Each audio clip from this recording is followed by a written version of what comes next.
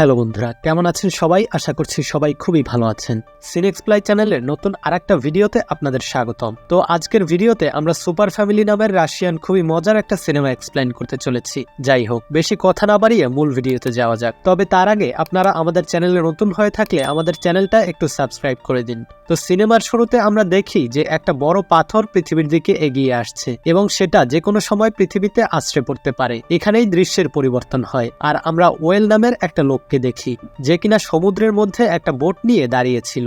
সে কিছু জিনিসপত্র নিয়ে একটা শিপ পর্যন্ত যাবে। তো সে যে বোটে ছিল সেই বোটের ধারণ ক্ষমতা ছিল 600 কিলো, কিন্তু সে 1000 কিলো ওজনের জিনিসপত্র নিয়েছিল। তো বোটের মালিক টাকা বেশি পাওয়ার লোভে তাকে কিছুই বলে না, কিন্তু সে বলে যে আমার বোটের ধারণ ক্ষমতা কিন্তু 600 কিলো। তখন ওয়েল বলে হ্যাঁ, আমার জিনিসপত্রের ওজনও 600 কিলো। তো এই মিথ্যে বলার ফলে কিছু দূর যেতে না যেতেই জিনিসপত্র বোঝাই বোটটা ডুবে যায়। তবে বোটের মালিক কোনো মতে জীবন বাঁচিয়ে ওয়েলকে নিয়ে সমুদ্রের কিনারায় আসে। তো বোট ডুবে যাওয়ায় সে ওয়েলের কাছে বাড়তি টাকা দাবি করে যে তার অনেক ক্ষতি হয়ে গেছে, কিন্তু সে দেখে যে ওয়েলের কাছে তো ভাড়া দেওয়ার মতো টাকাই ছিল না। তাই বোট মালিক সেখানে ওয়েলকে অনেক মারে। তারপর ওয়েলের গাড়িটা নিয়ে সেখান থেকে চলে যায়। তবে ওয়েল বোটে করে কি এমন মালামাল নিয়ে যাচ্ছিল সেটা কিন্তু আমাদের দেখানো হয় না। যাই হোক, এই চরম ক্ষতির পর ওয়েল চলে যায় একটা ব্যাংকে, যেখানে তার ছোটবেলার বান্ধবী সুলতানার সাথে দেখা করে। তো সে সুলতানাকে বলে যে তার $1 মিলিয়ন লোন লাগবে, কিন্তু সুলতানা তাকে জানায় যে তুমি ব্যাংক থেকে লোন পেতে হলে তোমাকে ব্যাংকের কাছে ওই টাকার সমপরিমাণ মূল্যের কোনো জিনিস জমা রাখতে হবে।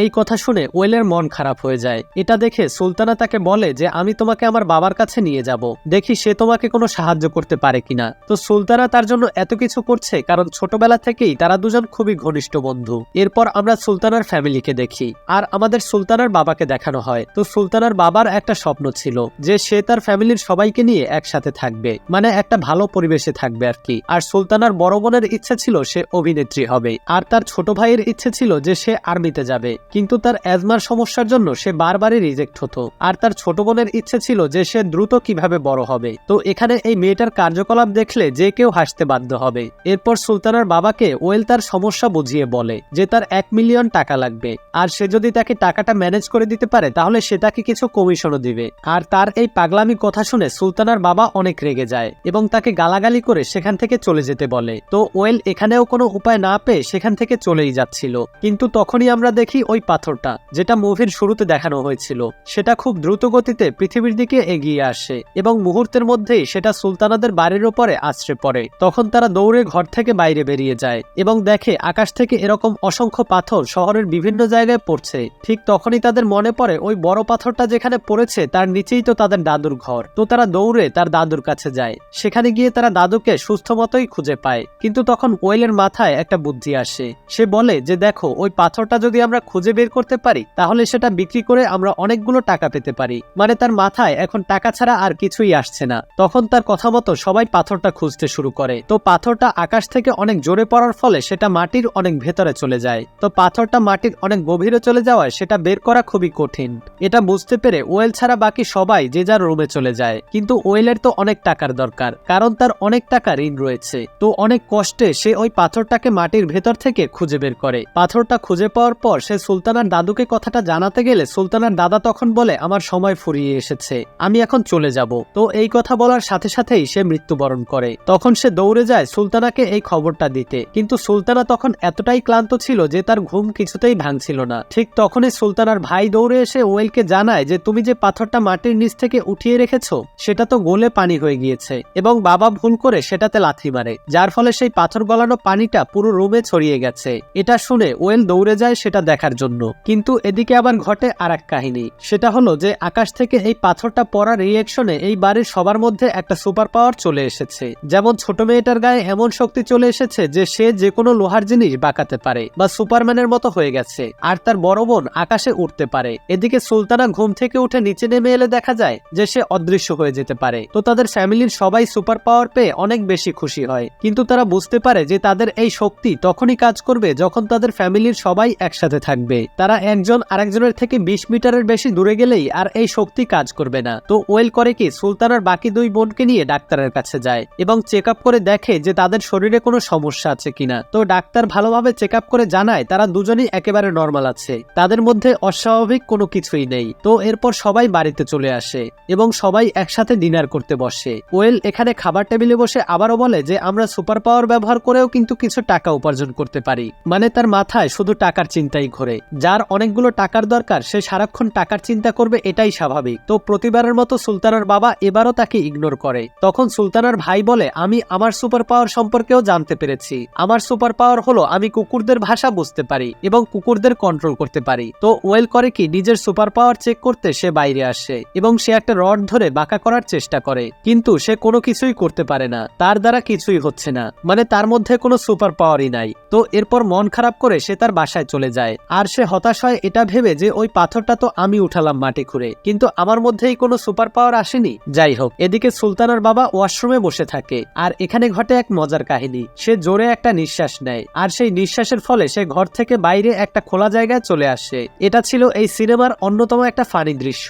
তো এতে সে বুঝতে পারে যে সুলতানার বাবারও একটা সুপার পাওয়ার রয়েছে, সেটা হলো সে এক জায়গা থেকে অন্য জায়গায় টেলিপোর্ট করতে পারে। এর পরের দৃশ্যে আমরা দেখি যে তারা সবাই মিলে একটা লেকে যায় এবং সেখানে তারা সবাই তাদের সুপার পাওয়ার ইউজ করে অনেক মজা করতে থাকে। তো এখানে ওয়েল হঠাৎ বলে যে আমরা কিন্তু আমাদের এই সুপার পাওয়ার ব্যবহার করে একটা ব্যাংক ডাকাতি করতে পারি, যাতে আমরা সবাই অনেক লাভবান হব। কিন্তু এই কথা শুনে সুলতানা মোটেই রাজি হয় না। সে বলে, খুবই ফালতু একটা আইডিয়া, আমরা কেন ব্যাংক ডাকাতি করব? তখন রাগ করে ওয়েল তার গাড়িতে চলে যায়, আর সুলতানাও পিছু পিছু তার গাড়িতে যায় এবং তারা দুজনে মিলে গাড়ি চালাচ্ছিল। কিন্তু তখন একটা বড় গাড়ি এসে তাদের পথ আটকে দেয়। তো আমরা সিনেমার শুরুতে যে দেখেছিলাম ওয়েল একটা নৌকায় করে কিছু মালামাল একটা শিপ পর্যন্ত পৌঁছে দিতে যাচ্ছিল, বাট সেটা ডুবে গিয়েছিল। আসলে সেটা ছিল কোকেন, যেটার মূল্য ছিল প্রায় $1 মিলিয়ন, আর যেটা সে পৌঁছতে পারেনি। তাই ওই গাড়ি থেকে কিছু গুন্ডারা নেমে তার কাছে $1 মিলিয়ন দাবি করতে থাকে, কিন্তু এত টাকা সে কোথা থেকে দেবে? তখন তারা বলে, যদি টাকা ফেরত দিতে না পারিস তাহলে তোর কিডনি খুলে নিয়ে চায়নাতে বিক্রি করে দেব। এই কথা শুনে স্বাভাবিকভাবেই ওয়েল অনেক ভয় পেয়ে যায়। তখন ওয়েল ওই মাফিয়াগুলোর কাছে 1 সপ্তাহ সময় চেয়ে নেয়। আর সুলতানাও দেখে যে ওয়েল অনেক বড় একটা বিপদে রয়েছে, তাই সে ব্যাংক ডাকাতির জন্য রাজি হয়ে যায়। তো পরের দৃশ্যে আমরা দেখি যে একটা বড় বাংলোতে সুলতানা তার বাবাকে নিয়ে এসেছে এবং সে তার বাবাকে বলছে, আমাদের অনেক টাকা হয়ে গেলে কিন্তু আমরা এই বাংলোতেই থাকতে পারি। আসলে সুলতানা চাচ্ছে যাতে তার বাবার মনে একটু হলেও লোভ সৃষ্টি হয়, আর তার বাবা ব্যাংক ডাকাতির জন্য রাজি হয়ে যায়। কিন্তু এত কিছুর পরেও তার বাবা কোনোভাবেই রাজি হচ্ছিল না। তখন সুলতানা তার বাবাকে ইমোশনাল ব্ল্যাকমেইল করতে শুরু করে। সে কান্নাকাটি করে তার বাবাকে বলে, আমি তোমার কাছে কখনোই কোনো কিছু চাইনি, আজকে প্রথম কিছু একটা চাইছি। আর এইসব কথা শুনে তার বাবার মন গলে যায় এবং তার বাবাও রাজি হয়ে যায়। এরপর তারা বাড়ি ফিরে ফ্যামিলির সবাইকে প্ল্যানটা বুঝিয়ে দেয়। তাদের প্ল্যানটা ছিল খুবই সহজ, সেটা হলো তারা সবাই গাড়িতে বসে থাকবে আর সুলতানা, যে কিনা অদৃশ্য হতে পারে, সে অদৃশ্য হয়ে গিয়ে ব্যাংক থেকে টাকা নিয়ে আসবে। একদম সহজ আর সিম্পল প্ল্যান। তো ওয়েল রাতের বেলা বাইরে হিসু করছিল, তখন সে আবারও চেক করে যে তার আসলেই কোনো সুপার পাওয়ার আছে কিনা, এবং সে একটা চায়ের কাপকে নিজের হাতে না ধরে শুধুমাত্র ইশারায় উপরের দিকে ওঠানোর চেষ্টা করে। আর সে দেখতে পায় যে এটা সত্যি সত্যিই উপরে উঠছে, কিন্তু এটা আসলে সুলতানা অদৃশ্য হয়ে কাপটাকে একটু একটু করে জাগাতে থাকে। আর ওয়েল মনে করে যে এটা তার সুপার পাওয়ার, কিন্তু কিছুক্ষণ পর সুলতানা ভিজিবল হয়। পরের দিন সকালে তাদের ফ্যামিলির সবাই বলে যে আমরা আমাদের সুপার পাওয়ার সাধারণ পাবলিকদের দেখিয়েও কিছু টাকা ইনকাম করতে পারি। কিন্তু ওয়েল প্রথমে এই প্রস্তাবে রাজি না হলেও টাকার কথা চিন্তা করে আবার রাজি হয়ে যায়। এরপর তারা একটা থিয়েটারে যায় এবং ওই থিয়েটারের মালিককে তারা একে একে তাদের সুপার পাওয়ার দেখাতে থাকে, যাতে করে ওই থিয়েটারের মালিক তার থিয়েটারে তাদের একটা শো এর ব্যবস্থা করে দেয়। তো থিয়েটারের মালিক তো এসব দেখে রীতিমতো অবাক হয়ে যায়।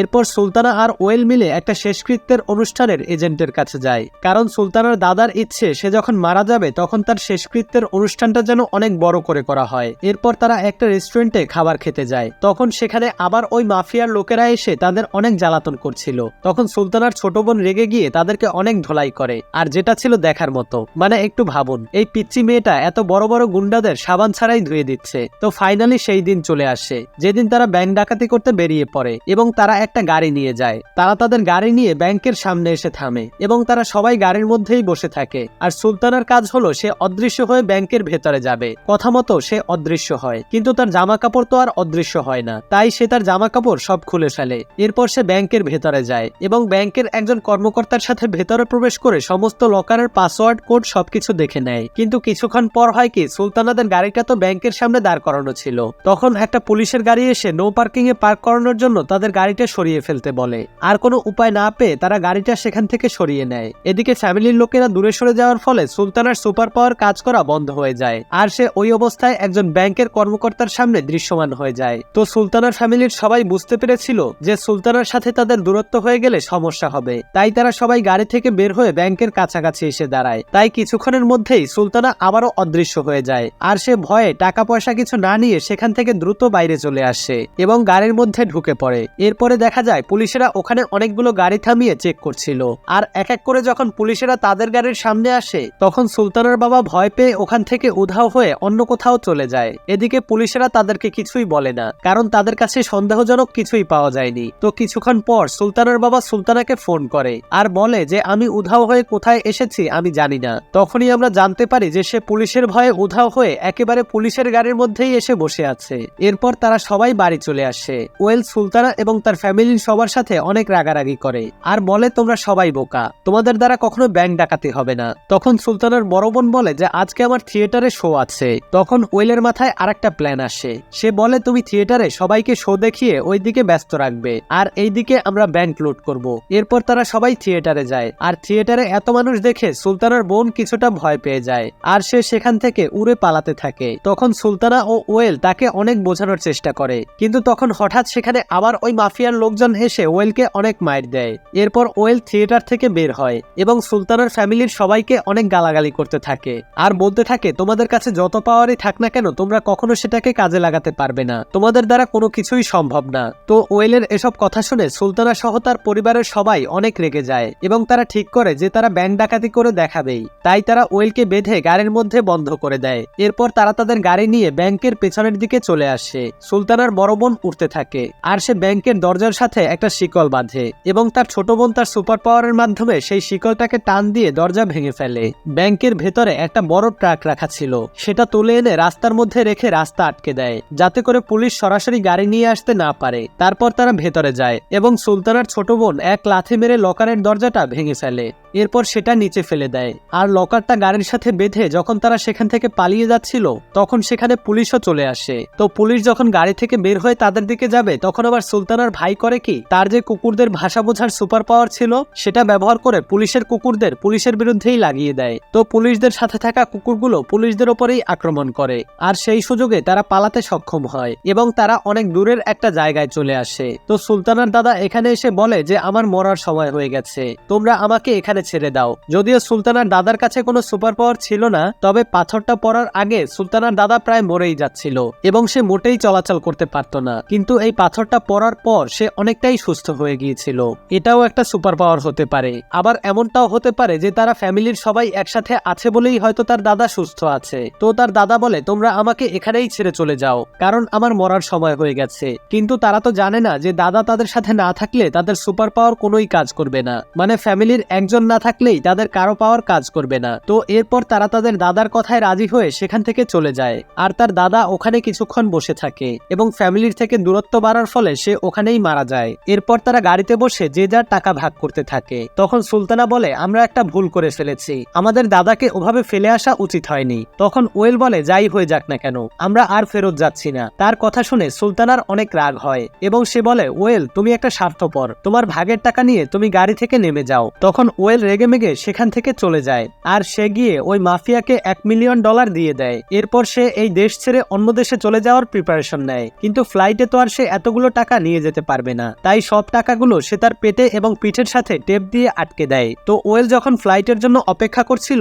তখন সে টিভিতে দেখতে পায় যে সুলতানা আর তার পরিবারকে পুলিশ আটক করেছে, কিন্তু কিভাবে আটক করলো সেটা আমরা ফ্ল্যাশব্যাক সিনে দেখতে পাই। তো এর আগে সুলতানারা যে শেষকৃত্যের অনুষ্ঠানের এজেন্টের কাছে গিয়েছিল তার দাদা মারা যাওয়ার পর তার শেষকৃত্যের অনুষ্ঠান করার জন্য, তারা তার দাদার লাশটা পেয়ে দাফন করে দেয়। এটা শুনে সুলতানারা তার দাদার লাশটা দেখতে চায়, কিন্তু এজেন্সির লোকেরা বলে এটা কখনোই সম্ভব না। তখন তারা ওই এজেন্সিকে $1 মিলিয়ন অফার করে। সেটা শুনে ওই এজেন্সির মালিকদের তাদের উপরে সন্দেহ হয় আর তারা এই খবর পুলিশকে জানায়, যার ফলে পুলিশ তাদেরকে ধরে নিয়ে ইন্টারোগেশন করতে থাকে আর পুলিশের চাপে পড়ে তারা তাদের দোষ স্বীকার করে নেয় এবং তাদেরকে কোর্টে তোলা হয়। কিন্তু তখনই সেখানে ওয়েল এন্ট্রি নেয় আর সে কিন্তু একা আসেনি, সে তাদের দাদাকেও নিয়ে আসে, মানে কবর থেকে তার দাদার লাশটা তুলে আনে। তো তাদের ফ্যামিলির সবাই 20 মিটারের মধ্যে চলে আসায় তাদের সবার শক্তি আবার ফিরে আসে, যার ফলে তাদের দাদা আবারও জীবিত হয়ে যায়। তো তারা তাদের শক্তি ফিরে পেয়ে শুরু করে দেয় তাদের কেরামতি। আর এখানেই চরম ফানি কিছু সিন হয়, মানে সুলতানার ভাই পুলিশকে কামড় দিতে গিয়ে তার বাবাকেই কামড় দিয়ে ফেলে।